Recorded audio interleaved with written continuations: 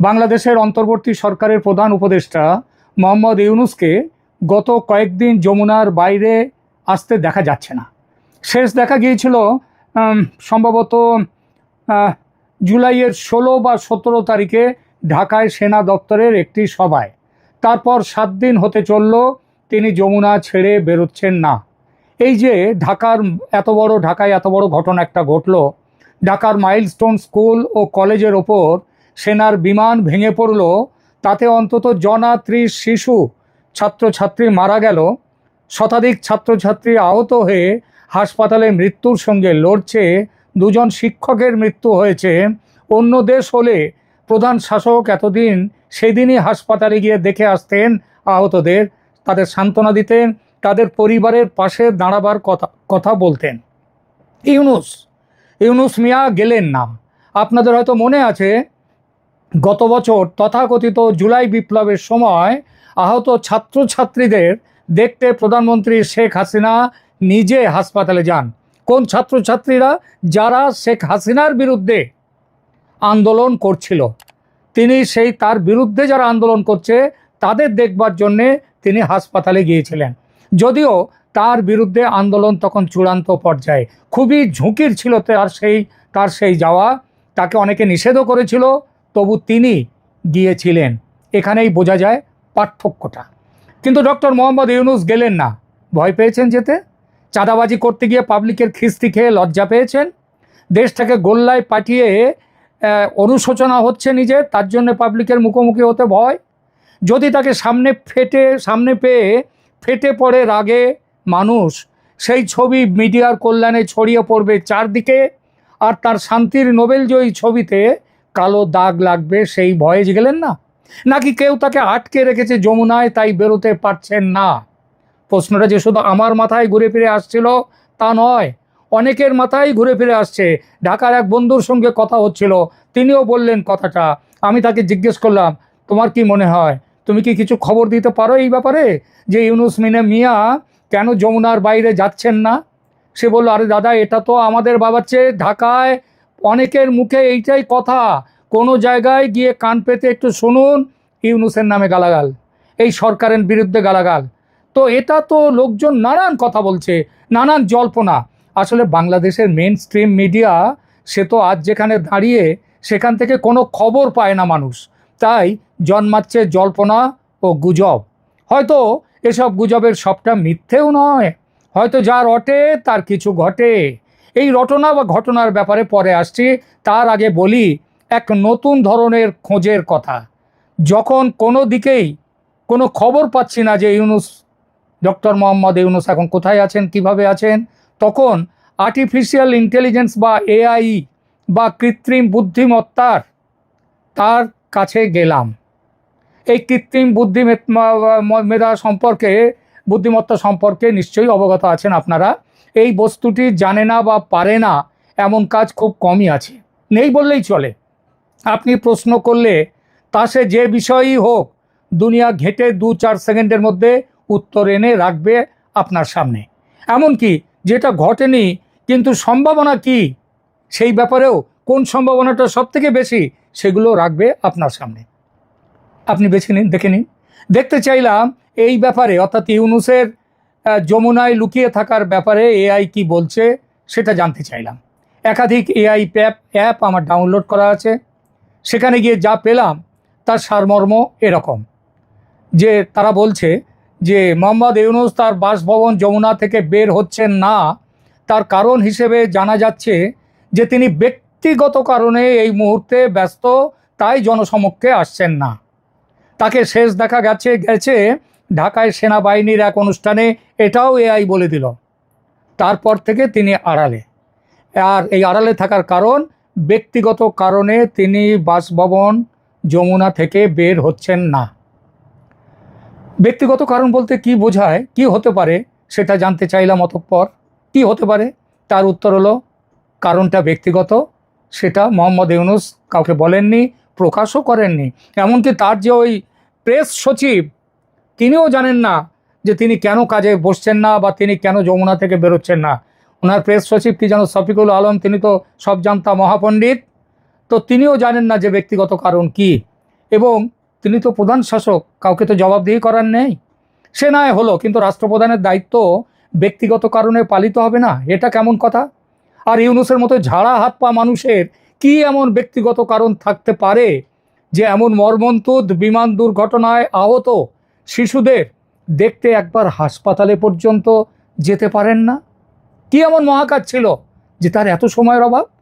এই যে কয়েকদিন আগে আহমেদাবাদে এয়ার ইন্ডিয়ার যাত্রীবাহী বিমান দুর্ঘটনায় পড়ল, সেখানে আহত পথচারীদের দেখতে হাসপাতালে গিয়েছিলেন ভারতের প্রধানমন্ত্রী নরেন্দ্র মোদী।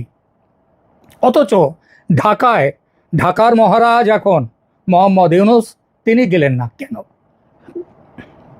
কেন গেলেন না?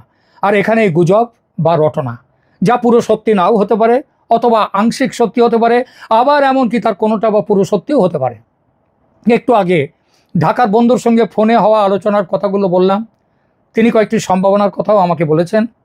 এক, শাসক হিসেবে ইউনূস যে ভয়ঙ্কর রকমের ব্যর্থ, সেটা আজ আর বলার অপেক্ষা রাখে না। বাংলাদেশের একবার বাচ্চা থেকে বুড়ো সবাই সে খবর জানে। তার ওপর তার যে অসম্ভব গদির লোভ, সেটাও মানুষের জানা। নির্বাচন নিয়ে এই বৃদ্ধ বয়সে মহাপণ্ডিত হয়ে একের পর এক মিথ্যাচার, কখনো বলছেন অমুক দিন, কখনো বলছেন অমুক, কখনো আরেক সময় অন্য কথা, কখনো বলছে আওয়ামী লীগকে নিয়ে ভোট হবে। হ্যাঁ, আজ থেকে কয়েক মাস আগে বলেছিলেন বিএনপি যখন চাইছে আওয়ামী লীগকে নিয়ে ভোট করতে, তখন ভোট হবে, আওয়ামী লীগ থাকবে। তার কিছুদিন পরে তিনি আওয়ামী লীগকে কার্যত তাদেরকে বন্ধ করে দিলেন তাদের কাজকর্ম। তো এই যে নির্বাচন নিয়ে মিথ্যাচার, পদত্যাগের নাটক, মানুষ সব ধরে ফেলেছে ওর নাটক। মানুষ রাগে ফুঁসছে, ওনাকে সামনে পেয়ে যদি সেই রাগের বহিঃপ্রকাশ হয়, সেই ভয়ে নিজেকে আটকে রেখেছেন যমুনায়। কিছুদিন পর পাবলিকের রাগ একটু কমলে আবার তিনি বাইরে আসবেন নতুন কোনো নাটক নিয়ে।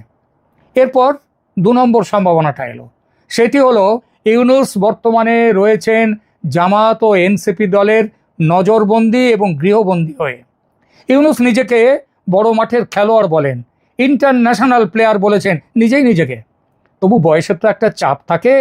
বুড়া বয়সের ভীমরতি বলে একটা কথা আছে।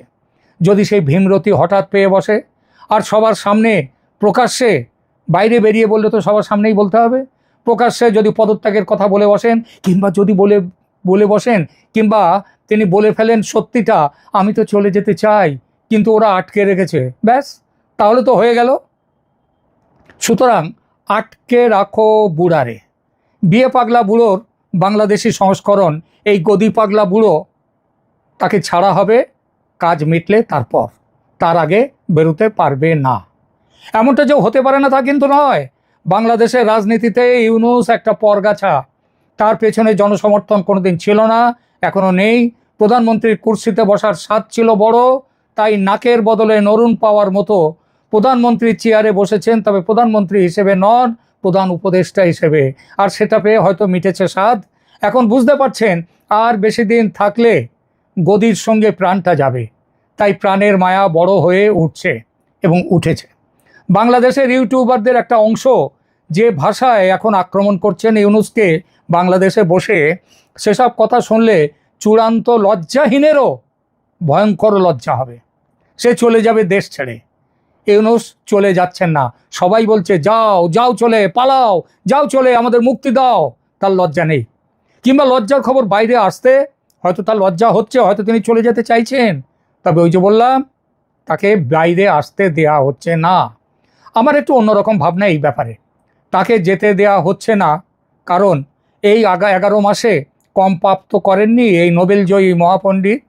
নিজের কর ফাঁকির টাকা 2-1টা নয়, 666 কোটি টাকা মকুব করিয়েছেন। অবাধে খুন খারাপি হতে দিয়েছেন দেশের শিল্প ধ্বংস হয়ে গেছে।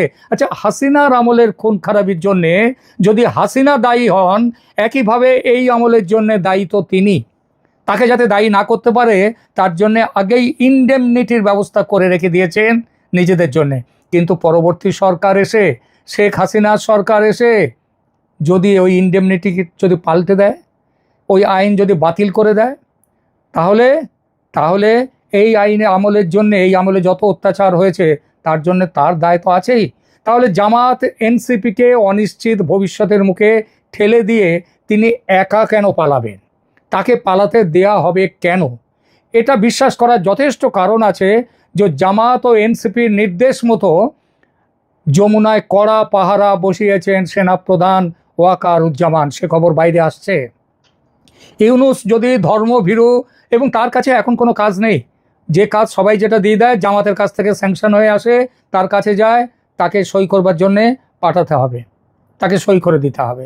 ইউনূস যদি, তাহলে তার কাজ যখন নেই কিছুই, তো শুধু সইটুকু ছাড়া, তাহলে তিনি কি করতেন, বাকি সময় তিনি কি করেন যে ওই হাসপাতালে যাওয়ার সময় পাচ্ছেন না? আচ্ছা, ইউনূস যদি ধর্মভীরু মুসলমান হতেন তাহলে দৈনিক নামাজের পর ওই তসবির পুঁতিগুণের সময় কাটাতে পারতেন, কিন্তু নামাজ পড়া নেই তার ধাতে। তাছাড়া শোনা যায় গোঁড়া ক্যাথলিক খ্রিস্টান ভেরা ফোরস্টেঙ্কোকে বিয়ে করার জন্যে ইউনূস নাকি কথাটা বলছি, খেয়াল রাখবেন, নাকি ইসলাম ত্যাগ করে খ্রিস্টান হয়েছিলেন। আমি অনেক খোঁজাখুঁজি করেছি, এআইতে ঘাটাঘাটি করেছি, এর কোনো বিশ্বাসযোগ্য নথি কেউ দিতে পারেনি। সুতরাং সত্যি নাও হতে পারে, তবে এটা ঠিক তারা বলেছে তার যেমন খ্রিস্টান মতে বিয়ে হয়নি বিয়ের অনুষ্ঠান, তেমনি তার বিয়েটা তার সাথে ওই ভেরা ফোরস্টেঙ্কোর বিয়েটা ইসলামী মতেও হয়নি। সুতরাং কিভাবে যে দিন কাটছে ইউনূসের, ভাবলে দুঃখ হয়। এখনকার মতো এখানেই রাখছি, ভালো থাকবেন, ধন্যবাদ। দর্শক, সম্পূর্ণ ভিডিওটি দেখলেন, আশা করি বিষয়টি বুঝতে পেরেছেন। এ নিয়ে আপনার গুরুত্বপূর্ণ মন্তব্যটি অবশ্যই কমেন্ট বক্সে জানিয়ে দিবেন। ধন্যবাদ।